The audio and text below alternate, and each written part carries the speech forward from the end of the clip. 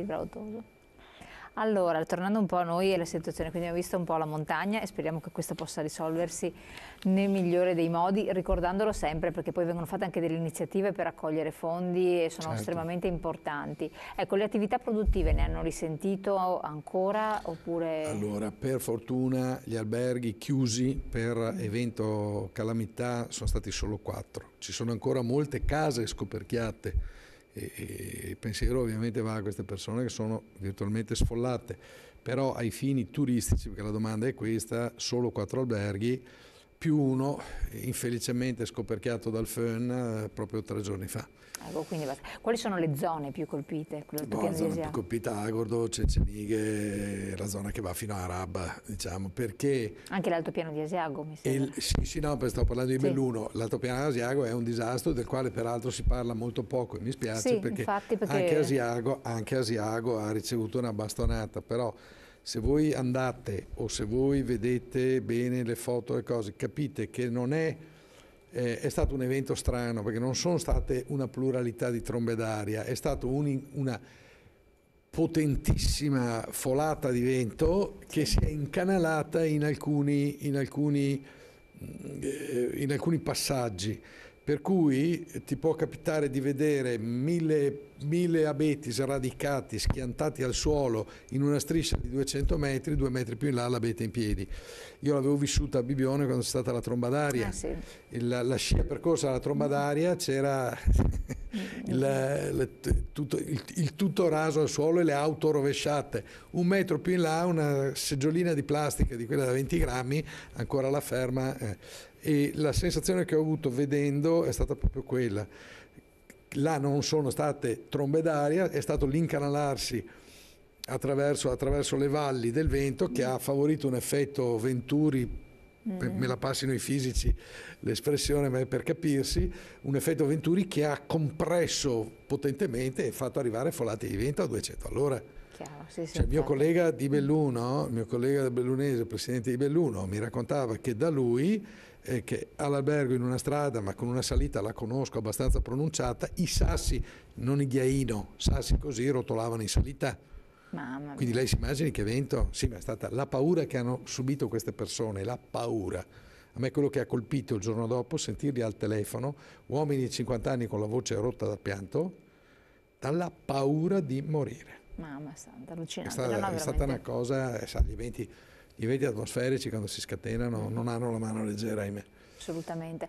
Allora, spostiamoci adesso alle città d'arte. Come è andata questa città d'arte? Poi 2 parole su Venezia e i tornelli previsti. Allora, le città d'arte sono andate bene, è un trend in ripartenza che mi rende molto felice, devo dire, perché le città d'arte sono state quelle forse più bastonate dalla crisi, perché le città d'arte hanno, sì è vero, una clientela turistica, ma soprattutto il cosiddetto leisure, cioè il turista, ma soprattutto avevano una clientela business. Quando il business va a cartoni, come è andato nei 10 anni di crisi, è chiaro che si contraggono tutti i costi e al rappresentante quale riconoscevi l'albergo non glielo riconosci più, perché questa la sera torna a casa anziché fermarsi a dormire, non si fanno più convegni, non si fanno più questo, non si fa più, non si ospita più gente, eccetera, e le città effettivamente avevano subito un tracollo molto molto molto pesante, che negli ultimi 2 o 3 anni invece sta passando a un trend in risalita, non clamorosa, però ogni anno qualcosina di più, per cui le cose si stanno normalizzando, nella speranza che non entriamo tecnicamente in recessione, visto che abbiamo annunciato gli ultimi 2 quadrimestri in negativo. Comunque insomma una ripresa da parte della città d'arte. Parliamo di storico, 2018, bene. Città di Venezia ha avuto numeri negativi, però c'è anche una spiegazione. In che senso? Un calo? Un calo. Allora, intanto su Venezia è esplosa l'offerta turistica rispetto a 10-15 anni fa, se non vado errato i posti letto sono triplicati nella Venezia insulare e raddoppiati a Mestre, nelle immediate adiacenze, e quindi abbiamo molta più offerta di 10-15 anni fa. Poi ci sono eventi tipo la Biennale, che appunto essendo biennale un anno c'è, un anno non c'è, per cui quando c'è fa lievitare i numeri, quando non c'è fa sembrare che siamo in recessione rispetto all'anno precedente. La realtà è che noi dobbiamo confrontare il 2018 con il 2016, non col 2017. Quest'anno tornerà la Biennale e confido, auguro e spero che i conti ritorneranno, anche perché Venezia sinceramente, cioè, preoccuparsi per Venezia è un po' una località così. È però il volano, diciamo, di una regione importante e significativo. Per il carnevale? Per il carnevale... Perché l'anno scorso è stato un po' definito tutti sottotono, molto sottotono. Sì, ma veda, anche lì giochiamo con le date. Se abbiamo un carnevale adesso mi beccate in castagna perché sono piuttosto ignorante in termini di... non so se può arrivare a marzo il carnevale, ecco, tecnicamente, ma se arrivasse a metà marzo il carnevale è chiaro che c'è il mondo, fa caldo. Un carnevale a fine gennaio, a -2, magari con la pioggia e la neve, non ha l'attrattività. Il carnevale di Rio se la gioca anche per i 40 gradi, voglio dire. E quindi l'anno scorso c'è stato quel problema. Quest'anno non lo so minimamente quando cade il carnevale, confesso la mia ignoranza, ma è ciclico. Il carnevale è esattamente come la Pentecoste, che un anno, cavoli, Bibbione era piena a fine maggio, per forza c'era Pentecoste. Quest'anno Pentecoste per dire a giugno, è chiaro che faremo un giugno splendido, è ovvio. L'anno che Pentecoste cade il 10 di maggio, ci mangiamo le dita, certo. E per il carnevale vale lo stesso. Queste feste, come le chiamo io, scimmiottando Hemingway, queste feste mobili, un anno ti favoriscono, un anno... Ecco, e invece la tassa di sbarco per Venezia, che Guardi, anche parla con uno che si è beccato gli insulti dell'universo mondo 15 anni fa, quando ha incominciato a parlare di... tassa è un termine che fa fatica a uscirmi dalla bocca, ma che chiamavano contributo, chiamavano tassa, di un contributo che chi va a Venezia deve necessariamente dare, secondo me. Perché? Chi va a Venezia usufruisce di tutta una serie di servizi, come ne usufruisce a Vicenza, come ne usufruisce a Verona, per carità, come ne usufruisce a New York. Venezia è una città un po' particolare, un po' più delicata. Portare via le cartacce del turista che si è portato l'hamburger da dove è venuto nel cestino, portarle via a Venezia costa 5 volte quello che costa portarle via a Vicenza o a Padova.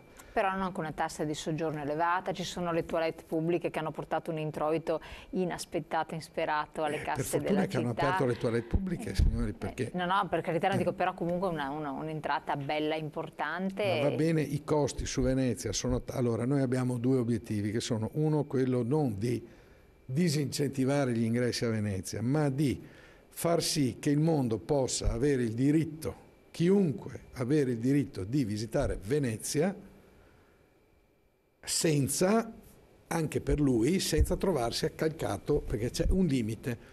Cioè c'è un limite che è dettato dalla incomprimibilità dei corpi fisici. Il giorno in cui 1 milione di persone volessero arrivare a Venezia non ci stanno. Ma ci sono state queste situazioni? Io non ho... Ci sono situazioni durante l'estate, soprattutto delle 100.000 persone che entrano a Venezia, una città che ha 40.000 residenti.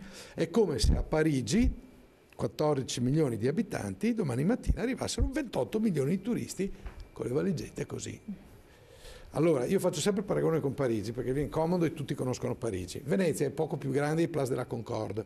Ogni giorno a Parigi arrivano gli stessi turisti, bene o male, che arrivano a Venezia. A Parigi si disperdono. A Parigi lei non ha la sensazione di entrare dentro in un bar, in un caffè, in un bar, in un ristorante. Trova parigini e qualche turista.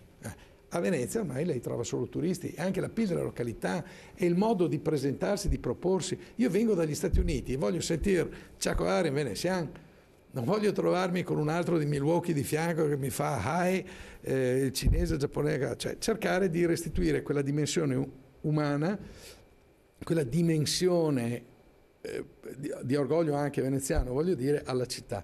Questo per due buoni motivi, sicuramente dal mio punto di vista turisticamente, però Venezia è una città che merita di ritornare ai 100.000 abitanti.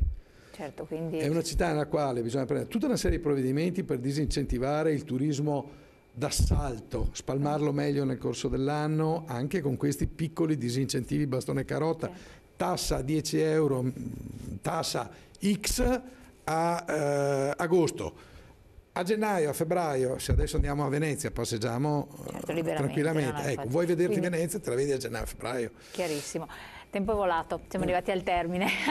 Grazie Presidente, allora, a questo punto buon lavoro, speriamo di poterla riavere presto con aggiornamenti anche positivi dopo questo periodo, insomma, che si concluderà la stagione invernale in senso stretto. A voi grazie di averci seguito e aver partecipato, come sempre le puntate vanno in replica anche sul web e sono su YouTube. Grazie ancora, buon proseguimento.